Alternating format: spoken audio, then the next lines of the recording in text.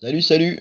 Alors, petite vidéo que je viens de faire comme ça, je clic-clac. J'avais rien prévu, mais bon, je vais la faire quand même. Sur les animaux, survivre avec les animaux. Voilà. Donc, tu évacues, effondrement de la normalité, pim pam.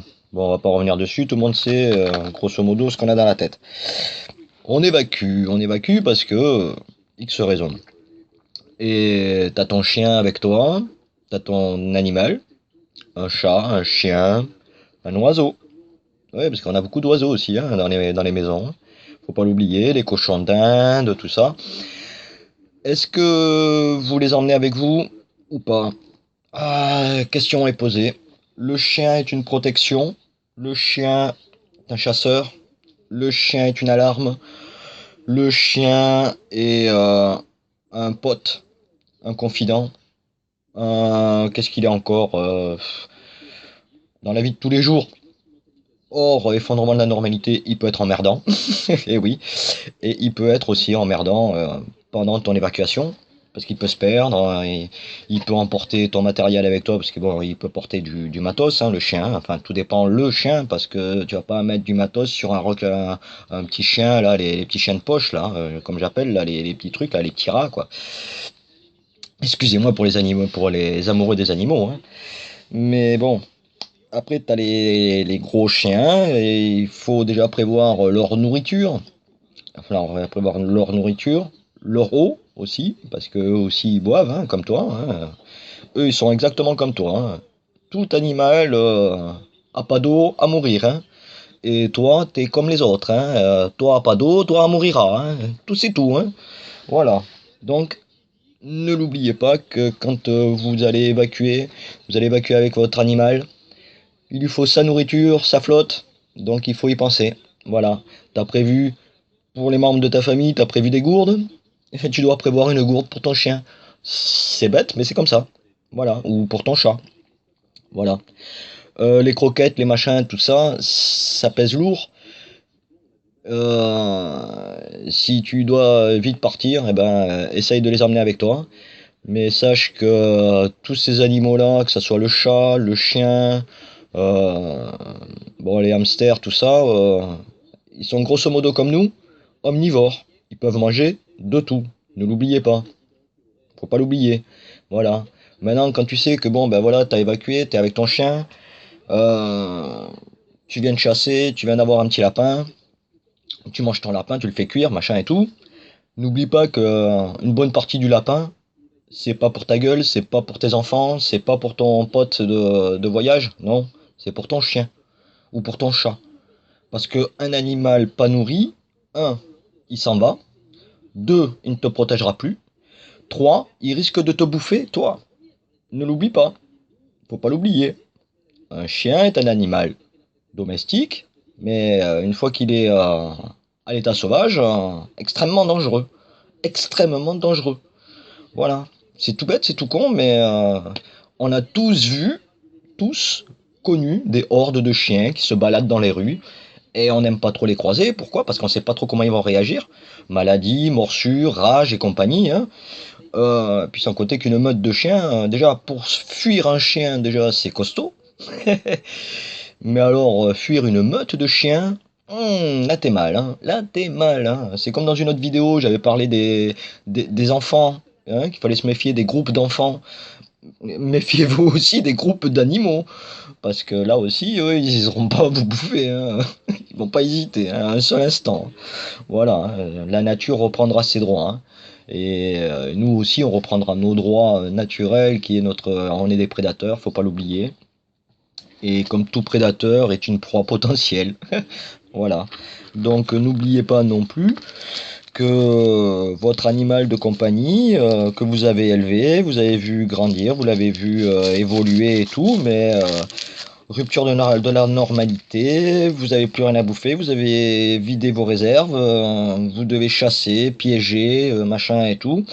Votre chien, lui aussi, il est comme vous, hein, il a besoin de bouffer, il a besoin de boire. Donc, comme j'ai dit tout à l'heure, tu chopes un petit lapin, ben, tu coupes le lapin et une partie du lapin est à ton chien. Voilà, tu t'assois dessus, c'est normal, c'est comme ça, il fait partie de ta troupe, tu dois le nourrir. Voilà, surtout qu'en plus, il y a de fortes chances qu'il ait participé à la chasse et à la capture de ton lapin. Ne l'oublie pas. Maintenant, on va rester, tiens, sur le lapin. Le lapin, beaucoup de gens ont des lapins nains ou des lapins à la maison ou en clapier ou quoi. Euh, Ces lapins-là, de compagnie, ça va être triste pour vos enfants, mais c'est de la nourriture potentielle. Comme vos chiens, vos chats, vos oiseaux. Tout ça, ce sont de la nourriture potentielle. Euh, En cas d'extrême, ben, il n'y a vraiment plus rien. Alors on va prendre le scénario où, ben, grosse chaleur, il n'y a plus rien, il n'y a plus rien qui pousse. Donc comme il n'y a plus de pousse, il n'y a plus d'herbe qui pousse, il n'y a plus d'arbres qui donnent des fruits, il n'y a plus rien. L'homme en est réduit à bouffer de la racine. Je crois que c'est même écrit dans la Bible, je crois, hein. Je crois que c'est dans la Bible ou alors c'est Nostradamus qui l'a dit. Je sais plus, c'est l'un des deux. Enfin bref. Et donc, ouais, on risque de plus rien avoir à bouffer. Le cannibalisme sera là et forcément, bah, ton chien, avant d'arriver au cannibalisme, on va d'abord bouffer nos animaux. Voilà, mais c'est comme ça. C'est ton chien qui t'a sauvé la vie, ton chien qui t'a aidé, ton chien qui a protégé tes enfants, ton chien qui t'a aidé à chasser dans le début de ta fuite, enfin de ton évacuation. C'est une nourriture potentielle. C'est des protéines, c'est plein de choses, quoi. C'est malheureux, mais c'est comme ça. Il va falloir se faire un crève-cœur et aller tuer ton chien parce que tu as besoin de manger. Ouais, c'est ce qu'on appelle aller à crève-cœur, quoi, hein. C'est comme ça. Alors bon, euh, prendre un animal, oui, oui, oui. Bah, moi je suis d'accord qu'il faut prendre des animaux avec soi en évacuation. Maintenant, il n'y a pas que les chiens qui servent d'alarme et de protection. Il y a les oiseaux aussi. Je pense aux oies qui sont peut-être même plus méchantes qu'un chien. Les oies sont très protectrices et attention, faut pas toucher à leur territoire, hein, parce que sinon t'es mal, mec, hein, je te le dis.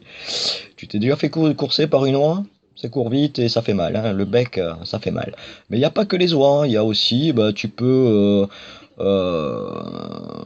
Moi, je l'avais fait avec des potes quand on était jeunes. On avait élevé des pies. Des pies, ouais. Tout simplement, élever des pies, tu peux très facilement élever une pie. Et crois-moi, c'est très fidèle, hein. C'est extrêmement fidèle, peut-être même plus qu'un chien, hein. Cette pie, elle va te prévenir. Elle va te prévenir de pas mal de choses. Parce que sa piaille, c'est très spécial comme animal. Mais ça peut être utile dans la fuite. Et puis toujours est-il que ça peut te servir de nourriture aussi. Voilà, faut pas l'oublier. C'est dégueulasse, je sais. Mais bon, les chats, les chats aussi, tu vois, ça aussi c'est une source de nourriture potentielle. C'est, si t'as plus rien à bouffer, bah tu vas bouffer ton chat. Voilà. C'est con, mais c'est comme ça. Ton hamster aussi, pouf, tu vas le bouffer. Alors, si vous, c'est pour ça que des fois, tu vois, je suis un peu contre la stérilisation des chats automatiques.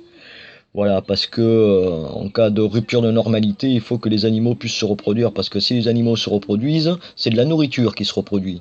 Et ça, c'est énorme, c'est énorme. Et c'est ce que c'est ce que font tous les gouvernements, c'est ce qu'ils essayent de nous enlever, c'est de nous enlever cette gratuité quelque part et de pouvoir s'approvisionner en nourriture naturelle sans avoir besoin d'eux, sans avoir besoin d'acheter. Voilà.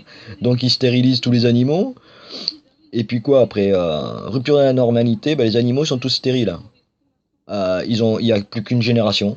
Voilà, peut-être deux générations. Allez, et après c'est fini. Plus d'animaux. Plus d'animaux, plus d'hommes, hein. Et oui. Euh, on a besoin d'herbe pour pouvoir se nourrir. Les animaux se nourrissent d'herbe. On se nourrit d'animaux. Nous sommes omnivores, hein, faut pas l'oublier, parce que moi, quand j'entends tous euh, Tous ceux qui disent ouais je suis végétarien, je suis végétalien, je suis végan. Alors ceux-là, oh putain, les végans, je peux pas me les voir, hein. Excusez-moi s'il y en a qui m'écoutent, mais vous m'énervez. Vous m'énervez. Les végans m'énervent. Voilà. Euh, les végétariens, tout ça, c'est bon, ben t'as envie de manger que de la salade, tu manges que de la salade, mais ça va pas t'empêcher de porter un cuir, par exemple. Hein? C'est tout bête, mais moi quand j'entends les végans là qui sont contre tout ce qui est les vêtements à base de fibres animales ou quoi, non mais oh, on s'est vêtu mais depuis la nuit des temps de peau de bête, hein. C'est pas parce qu'aujourd'hui on est soi-disant civilisé, non mais oh, arrêtez de péter plus haut que votre cul, hein, bande de connards. On n'est que des humains, des animaux. Voilà ce que nous sommes. C'est tout. Voilà, il faut arrêter de péter plus haut que son cul. Oh, pour qui vous vous prenez là? On a déjà foutu en l'air notre planète. C'est pas une raison pour aller exterminer à fond notre source de nourriture. Parce que ça, ce sont les gouvernements qui le font. C'est leur boulot à eux de pouvoir nous contrôler. Alors, ils nous contrôlent de toutes les façons possibles et imaginables. Mais la meilleure façon de contrôler quelqu'un, c'est la bouffe. C'est la bouffe. La meilleure façon de contrôler quelqu'un. Tu affames quelqu'un. Voilà. Nos gouvernements ont affamé nombre de pays. Et encore aujourd'hui. Et on continue, malheureusement. Bon, enfin bref, ça c'est autre sujet. Donc les animaux en survie, oui, oui. Prendre un chien, prendre un chat, enfin. Par contre, j'ai entendu des survivalistes se poser la question, est-ce que je dois prendre un chien pour ma survie? Quel genre de race de chien vous me conseillez? Bon, déjà, si tu comptes sur un animal en particulier pour ta survie, je peux te dire que t'es mort. Voilà, t'es mort. T'es mort pourquoi? Parce que, un, ton chien ne te sera pas fidèle, parce que toi, tu seras pas fidèle à ton chien. Voilà. Déjà d'un, il faut être fidèle l'un envers l'autre. Hein, c'est tout. Ensuite, si tu... Pardon. Si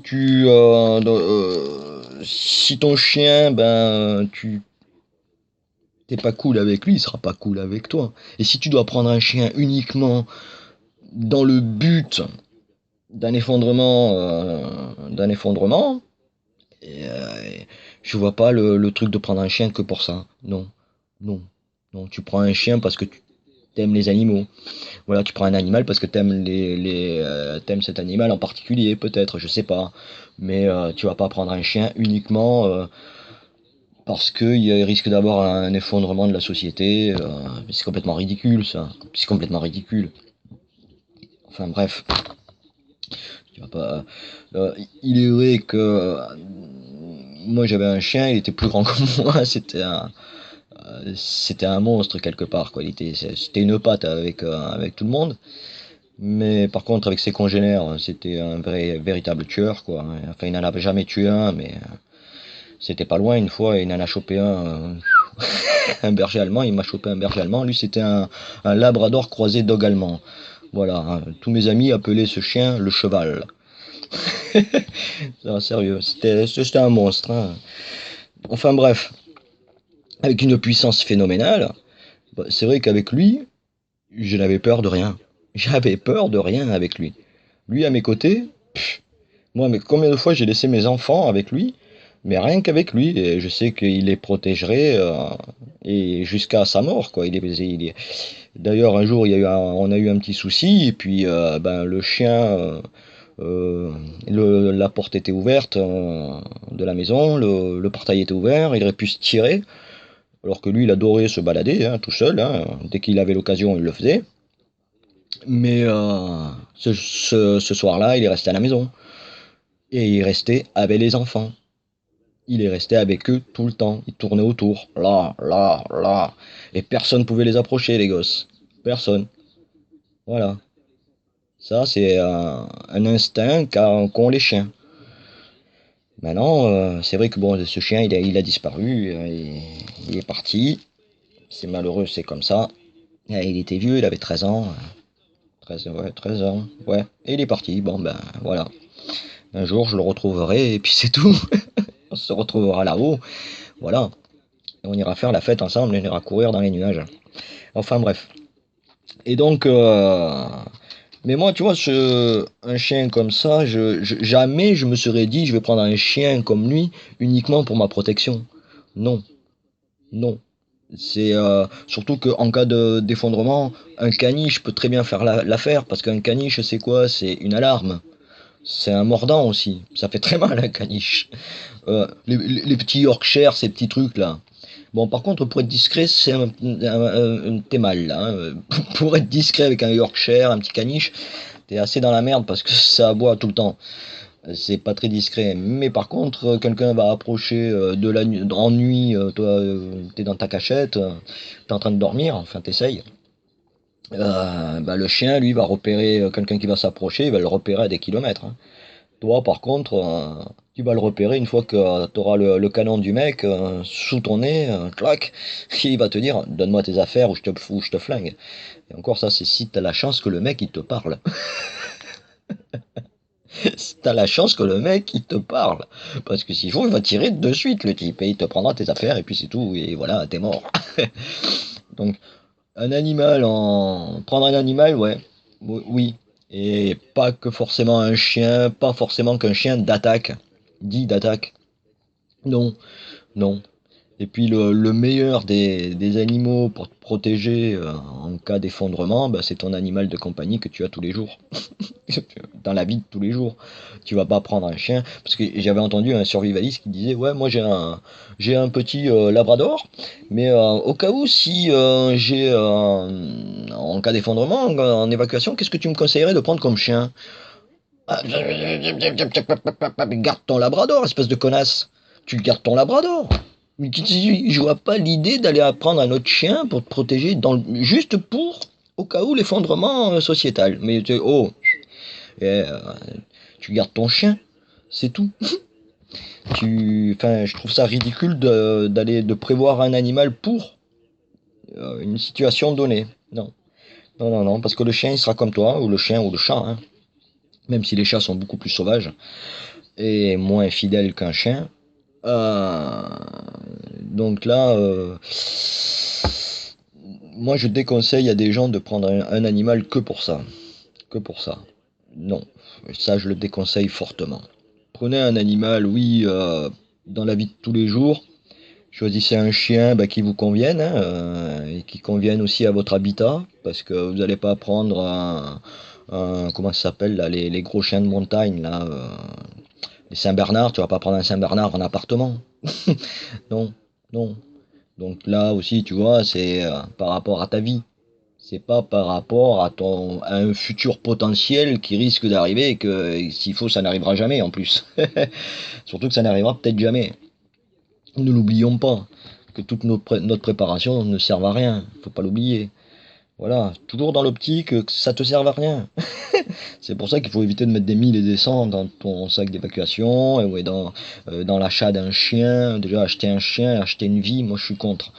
Mais c'est comme ça, c'est mon opinion personnelle. Euh, Donc voilà, les animaux en évacuation, oui. Maintenant, il faut prévoir leur nourriture. Si t'as pas prévu leur nourriture, et ben sur ta propre nourriture à toi, tu sais que tu vas devoir te rationner et en donner une bonne partie à ton animal. Voilà, parce que ben, ton animal, c'est ta survie aussi, il fait partie de ta survie.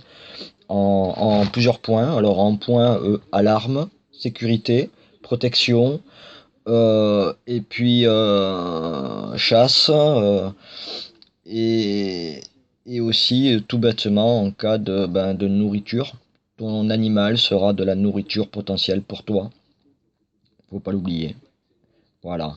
Bon, ben sur ce, je crois que je vais vous laisser parce que pour une petite vidéo qui devait faire pas longtemps, j'en suis déjà à 20 minutes. Voilà. Et donc, voilà. Et que tout ceci ne nous serve à rien, on se prépare pour rien dans l'éventualité que tout ceci arrive, mais que ça n'arrive pas. Voilà, toujours comme on se prépare dans l'éventualité que ça n'arrive jamais. Voilà. Amis survivalistes, à plus.